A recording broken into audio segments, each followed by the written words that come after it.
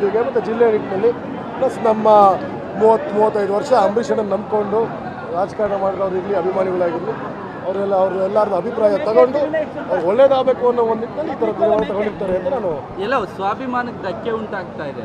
ಕ್ರೀಡಾ ಕ್ಷೇತ್ರ ಬಿಟ್ಟು ಬೇರೆಯವರಿಗೆ ಬಿಟ್ಕೊಟ್ಟಿರೋದು ಹೆಂಗೆ ಮಂಡ್ಯದಲ್ಲಿ ಸ್ವಾಭಿಮಾನಕ್ಕೆ ಧಕ್ಕೆ ಅಂದ್ರೆ ನಾವು ಸೋತೋದ್ರೆ ಒಂದು ಬಿಟ್ಕೊಟ್ಟಿರೋದು, ನಾವು ಸೋತೋಗಿಲ್ಲ. ಜನ ನಮ್ಮನ್ನ ತಿರಸ್ಕರಿಸಿಲ್ಲ. ಜನ ಇವತ್ತಿಗೂ ನಮ್ಮ ಪರ ಇದ್ದಾರೆ. ಜನಕ್ಕೆ ಒಳ್ಳೇದಾಗಬೇಕು ಅಂತ ಕೆಲವು ತೀರ್ಮಾನಗಳು ತಗೋಬೇಕಾಗುತ್ತೆ, ಸ್ವಾರ್ಥದಿಂದ ತಗೊಳಕ್ಕಾಗಲ್ಲ. ಅಂಬರೀಷ್ ಅಣ್ಣನ ಮನೆಗೆ MP ಸ್ಥಾನ ಮುಖ್ಯ ಅಲ್ಲ, ಜನರು ಮುಖ್ಯ. ಯಾಕಂದರೆ ಅಂಬರೀಷ್ ಅಣ್ಣ 2008ಇಂದ 13ವರೆಗೆ MP ಆಗಿರಲಿಲ್ಲ, MLA ಆಗಿರಲಿಲ್ಲ. ಎಲ್ಲೂ ಜನರ ವಿಶ್ವಾಸ ಕಡಿಮೆ ಆಗಿಲ್ಲ, ಪ್ರೀತಿ ಕಡಿಮೆ ಆಗಿಲ್ಲ. ಅದನ್ನ ನೆನ್ಪಿಟ್ಕೋತೀವಿ ಹೊರತು ನಮಗೆ ಪೊಸಿಷನ್ನು ಅಥವಾ ಒಂದು ಪಾರ್ಲಿಮೆಂಟೇರಿಯನ್ ಅನ್ನೋ ಒಂದು ಕಾರ್ ಪಾಸ್ ಬೇಕಾಗಿಲ್ಲ. ಎಲ್ಲ ಹೋದರೂ ಮಂಡ್ಯ ಜಿಲ್ಲೆಯಲ್ಲಿ ನಮಗೆ ಒಂದು ಮರ್ಯಾದೆ ಐತೆ, ಒಂದು ಪ್ರೀತಿ ಗೌರವ ಘನತೆ ಕೊಡ್ತಾರೆ. ಅದನ್ನ ನಾವು ಉಳಿಸ್ಕೊಂಡು ಹೋಗ್ತೀವಿ ಅಷ್ಟೇ. ಕುಮಾರಸ್ವಾಮಿ ಮನೆಗೆ ಮೀಟ್ ಮಾಡಿದ್ರು, ನೀವು ಪ್ರಚಾರಕ್ಕೆ ಕರೆದ್ರ ನಿಮ್ಮನ್ನ? ಅದೆಲ್ಲ ಚರ್ಚೆ ಮಾಡಿಲ್ಲ ಅಣ್ಣ. ಅಮ್ಮ ಹೇಳ್ದಂಗೆ ಅವ್ರು ಏನು ಹೇಳಿದ್ರು ಅಷ್ಟೇ. ನಿಮ್ಮ ಬೆಂಬಲ ಯಾರಿಗೆ? ಕಾಂಗ್ರೆಸ್ಗೆ, ಬಿಜೆಪಿ? ನಮ್ಮ ಬೆಂಬಲ ದೇಶಕ್ಕೆ, ನನ್ನ ಬೆಂಬಲ ದೇಶಕ್ಕೆ.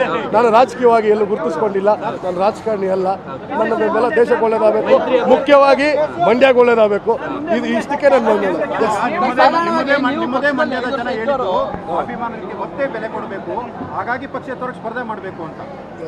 ಪಕ್ಷೇತರವಾಗಿ ಸ್ಪರ್ಧೆ ಅನ್ನೋದು ಯೋಚನೆ ಮಾಡಿದ್ದಾರೆ, ಇಲ್ಲ ಅಂತ ಹೇಳಲ್ಲ.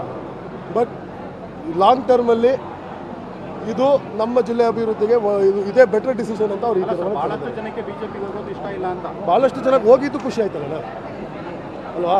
ಹೌದು, ಕೆಲವು ಅಸಮಾಧಾನಗಳು ಇರ್ಬೋದೇನೋ, ಅದನ್ನು ಸರಿಪಡಿಸ್ಕೋತೀವಿ. ಅಲ್ಲಿ ಯಾರು ಬೇರೆಯವರಲ್ಲ, ಎಲ್ಲರೂ ನಮ್ಮವರೇ. ಈಗ ಬಿಜೆಪಿ ಜೊತೆ ಹೋಗ್ತಾರೆ ಅಂದ ತಕ್ಷಣ JDS ಪರವಾಗಿ ಅಂದ್ರೆ ಅಭ್ಯರ್ಥಿ ಪರವಾಗಿ ಕುಮಾರಸ್ವಾಮಿ ತಿರ್ಗಾ ಉಲ್ಟಾ ಸೀದಾ ಬಂದು ವಾಪಸ್ ಅದೇ ಪ್ರಶ್ನೆಗೆ ಬರ್ತೀವಿ.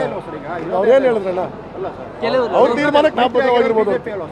ಹೌದು, ಮೈತ್ರಿ ಆಗಿದೆ, ಅವ್ರು ಹೇಳ್ದಂಗೆ ಕೇಳಲೇಬೇಕಲ್ಲ. ನಾ ಒಂದಿನ ನಾನು ಅಭ್ಯರ್ಥಿ ಆದಾಗ ನಾನು ಸಂಸತ್ನ ಆಗ್ತೀನೋ ಇಲ್ವೋ ಗೊತ್ತಿಲ್ಲ, ಆದರೆ ಇಂಥ ಪ್ರಶ್ನೆಗಳು ಇಲ್ಲಿವರೆಗೂ ನಾನು ಅವ್ರು ಹೇಳಿದ್ದೆ ನಾನು ವಾಪಸ್ ಹೇಳಬೇಕಾಗತ್ತೆ. ಮತ್ತೆ ಅದನ್ನೇ ಕೇಳ್ಬಿಡಿ ಅಂತ ಹೇಳಿದ್ರು. ಈ ಬಾರಿ ಚುನಾವಣೆಯಲ್ಲಿ ನೀವು ಪ್ರಚಾರಕ್ಕೆ ಬರಲ್ಲ, ಯಾರು ಹೇಳಿದ್ರು? ಅವ್ರೇನು ಹೇಳಿದ್ರು? ಈಗ ಪಕ್ಷ ಸೇರ್ತಾ ಇರೋದು ಯಾರು? ಹೇಳಿಲ್ಲ ಸರ್, ಹಾಗಾಗಿ ಅವ್ರು ಹೇಳ್ತಾರೆ ಮುಂದಿನ ದಿನಗಳು ನಿಮ್ಗೆ ಸ್ಪಷ್ಟತೆ ಸಿಗುತ್ತೆ ಅಂತ ನಾನು ಹೇಳಕ್ಕೆ ಇಷ್ಟಪಡ್ತೀನಿ ಅಷ್ಟೇ. ಎಲ್ಲ ಇವತ್ತೇ ಗೊತ್ತಾಗಬೇಕು ಅಂತ ಏನಿಲ್ವಲ್ಲ. ಅದು ಅಮ್ಮಮ್ಮನ ಜೊತೆ ಇಲ್ಲದೆ ಯಾರ ಜೊತೆ ಇರ್ತೀನಿ ಕಣ? ಪ್ರಚಾರಕ್ಕೆ ಬರ್ತೀರಾ ಅಂತ ಅಮ್ಮ ಏನು ಹೇಳ್ತಾರೋ ಹಂಗೆ ಮಾಡ್ತೀವಿ ಅಷ್ಟೇ. ತಾಯಿ ತೀರ್ಮಾನಕ್ಕೆ ನಾವು ಭದ್ರವಾಗಿದ್ದೀವಿ ಅಷ್ಟೇ. ಯಾವಾಗ ಸೇರ್ಪಡೆ ಬಿಜೆಪಿಗೆ ಗೊತ್ತಿಲ್ಲ, ಅದೆಲ್ಲ ಅವರೇ ನಿಮಗೆ ಕ್ಲಾರಿಟಿ ಕೊಡ್ತಾರೆ. ಅವ್ರ ಬಾಯಿಂದನೇ ಬರಲಿ. ಅವ್ರದ್ದೇ ಆದಂಥ ಒಂದು ಪಾರ್ಟಿದೆ ಪದ್ಧತಿಗಳು, ಸಿದ್ಧಾಂತಗಳು ಇರ್ತವೆ. ನಾನಂತೂ ರಾಜಕೀಯವಾಗಿ ನಾನು ಎಕ್ಸ್ಪೆಕ್ಟ್ ಮಾಡೋದು ಇಷ್ಟೇ. ಯಾಕಂದರೆ ನನ್ನ ಮಗನಾಗಿ ನಾನು ಇಷ್ಟೇ ಕೇಳ್ಬೋದು. ಯಾಕಂದರೆ ನಾನು ಮತ್ತೊಮ್ಮೆ ಹೇಳ್ತೀನಿ, ನಾನು ರಾಜಕೀಯವಾಗಿ ಎಲ್ಲೂ ಗುರುತಿಸ್ಕೊಂಡಿಲ್ಲ. ನಾನು ರಾಜಕಾರಣಿ ಅಲ್ಲ.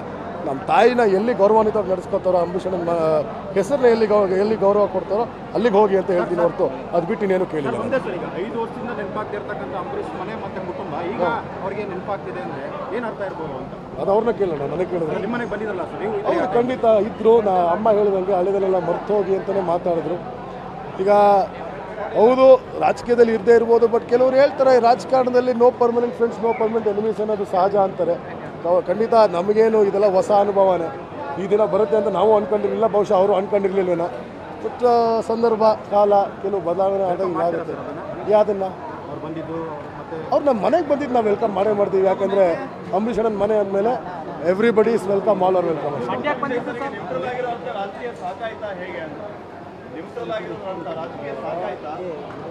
ನ್ಯೂಟ್ರಾಲಿಟಿ ನಾವು ಖಂಡಿತವಾಗ್ಲೂ ನ್ಯೂಟ್ರಲ್ ಆಗಿ ಇರೋದು ಅನ್ನೋದು ಮಿಸ್ಟೇಕ್ ಆಗುತ್ತೆ. ಯಾಕಂದರೆ ನಾವು ಖಂಡಿತವಾಗ್ಲೂ ಸಪೋರ್ಟ್ ಅನೌನ್ಸ್ ಮಾಡಿದ್ದು 1 ವರ್ಷದಿಂದ, 4 ವರ್ಷದಿಂದ ನೀವು ತೆಗೆದು ನೋಡಿದ್ರೆ ಪಾರ್ಲಿಮೆಂಟಲ್ಲಾಗಲಿ ಅಥವಾ ಏನೇ ತೀರ್ಮಾನಗಳಾಗಲಿ, ಬಿಲ್ಸ್ ಅಂತ ಆಗಲಿ, ಪಾಲಿಸಿ ಅಂತ ಬಂದಾಗ ಅವರು ಗೌರ್ಮೆಂಟ್ನ ಸಪೋರ್ಟ್ ಮಾಡಿದ್ದಾರೆ ನಾನು.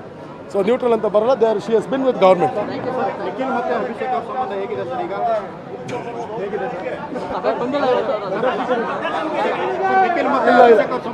ಇಲ್ಲ, ಮಾತುಕತೆ ಏನು ನಡೆದಿಲ್ಲ. ಅವ್ರ ಪ್ರಸಾದದಲ್ಲಿ ಬಿಸಿ ಇದ್ದಾರೆ, ನಮ್ಮ ಕೆಲಸದಲ್ಲಿ ಬಿಸಿ ಇದೆ ಅಷ್ಟೇ.